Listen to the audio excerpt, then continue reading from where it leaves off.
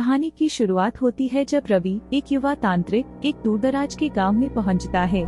वह यहाँ पर एक श्रृंखलाबद्ध गायब होने की घटनाओं की तहकीकात करने आया है जो दशकों से इस गांव को परेशान कर रही हैं। स्थानीय लोग एक दुष्ट आत्मा के बारे में बात करते हैं जिसका नाम कमला है और कहा जाता है कि वही इन घटनाओं के लिए जिम्मेदार है।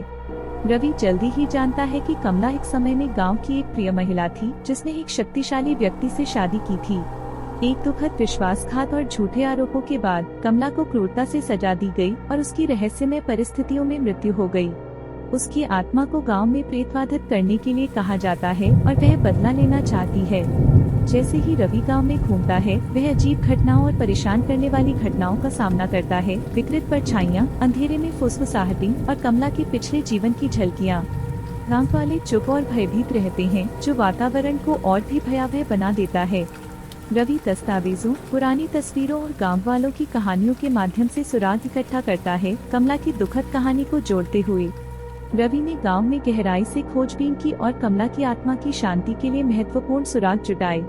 गांव के मुखिया और उसके परिवार की साजिशों का पर्दाफाश करने के बाद रवि को एहसास हुआ कि कमला की आत्मा एक शापित हार के कारण कैद है, जिसे उसके पति ने उसकी मृत्यु से पहले ले लिया था।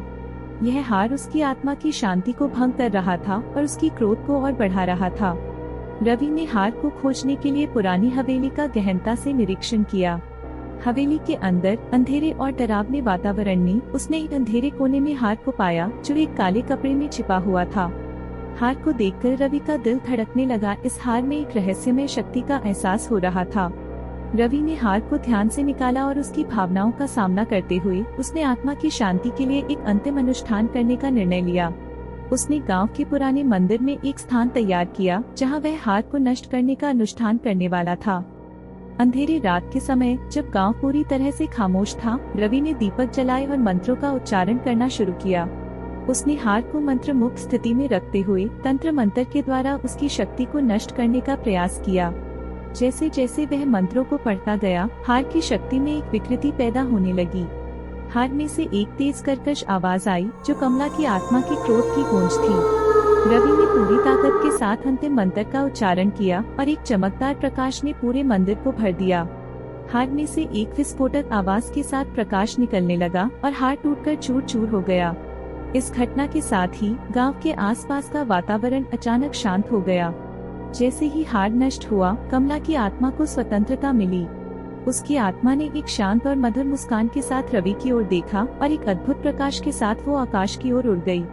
गांव के वातावरण में ताजगी और शांति का एहसास हुआ। रवि ने महसूस किया कि उसकी इस यात्रा ने न केवल कमला की आत्मा को मुक्त किया बल्कि गांव के लोगों को भी एक नई आशा दी। गांव के लोग धीरे धीरे राहत की सांस लेने लगे और रवि ने देखा कि गांव में जीवन फिर से सामान्य हो रहा है। ऐसी कहानियाँ सुनने के लिए सब्सक्राइब करें हमारे चैनल हॉन्टेरियम को और वीडियो पसंद आए तो लाइक और शेयर करें। तो मिलते हैं नेक्स्ट वीडियो में।